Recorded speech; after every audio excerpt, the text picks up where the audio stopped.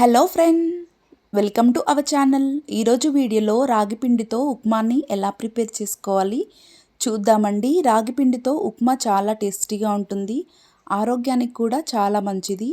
పిల్లలు కూడా చాలా ఇష్టంగా తింటారండి. రాగి ఉప్మా చాలా టేస్టీగా ఉంటుంది. మార్నింగ్ బ్రేక్ఫాస్ట్లోకైనా ఈవినింగ్ డిన్నర్లోకైనా చాలా టేస్టీగా ఉంటుంది. ఎలా ప్రిపేర్ చేసుకోవాలి చూద్దామండి. స్టవ్ పైన ఒక ప్యాన్ పెట్టుకొని ఒక 2 టేబుల్ స్పూన్ ఆయిల్ వేసుకోవాలి. అలాగే ఒక కప్పు ఉప్మా రవ్వను తీసుకుంటున్నాను. సేమ్ అదే కప్పుతో ఒక కప్పు రాగి పిండిని వేసుకోవాలి. మనం సేమ్ ఈక్వల్ క్వాంటిటీ తీసుకోవాలండి. ఇప్పుడు వీటిని మనం లో ఫ్లేమ్లో ఫ్రై చేసుకోవాలి.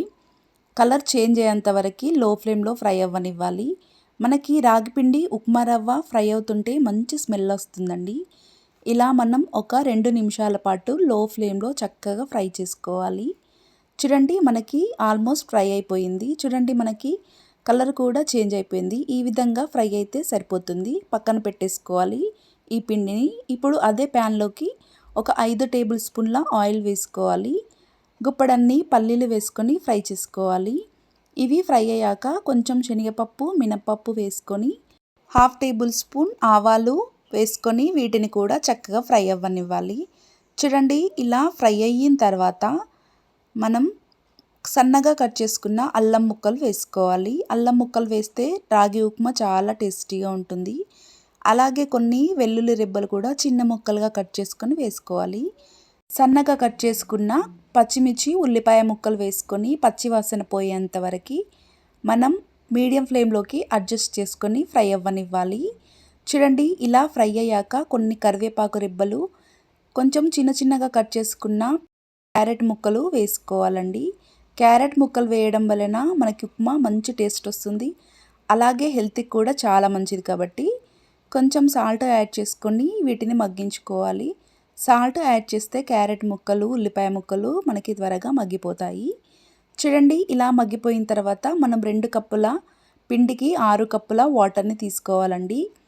ఒక కప్పుకి 3 కప్పుల వాటర్ని యాడ్ చేసుకోవాలి. మనం ఇక్కడ ఒక కప్పు ఉప్మా రవ్వ, ఒక కప్పు రాగి పిండిని తీసుకున్నాం కాబట్టి మొత్తం 6 కప్పుల వాటర్ని వేసుకొని మరిగించుకోవాలి.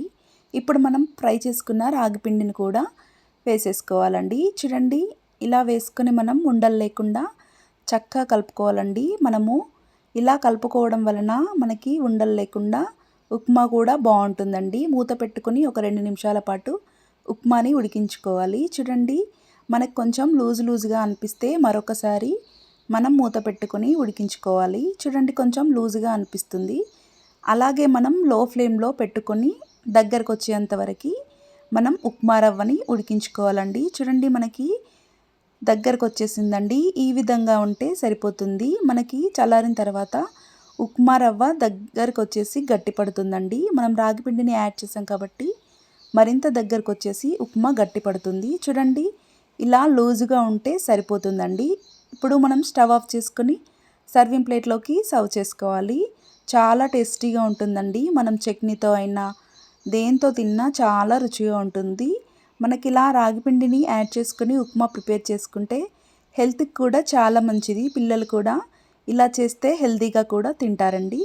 ఒక్కసారి ఈ విధంగా తప్పకుండా ట్రై చేయండి. రాగి పిండితో మనకి చాలా రెసిపీస్ ఉన్నాయి, కానీ ఇలా ఉప్మా ప్రిపేర్ చేసుకుంటే చాలా టేస్టీగా ఉంటుంది. నైట్ డిన్నర్లోకైనా లైట్గా ఇలా ఈజీగా సింపుల్గా చేసుకొని హ్యాపీగా తినొచ్చండి. తప్పకుండా ఈ రెసిపీని ఒకసారి ట్రై చేయండి. చాలా టేస్టీగా ఉందండి.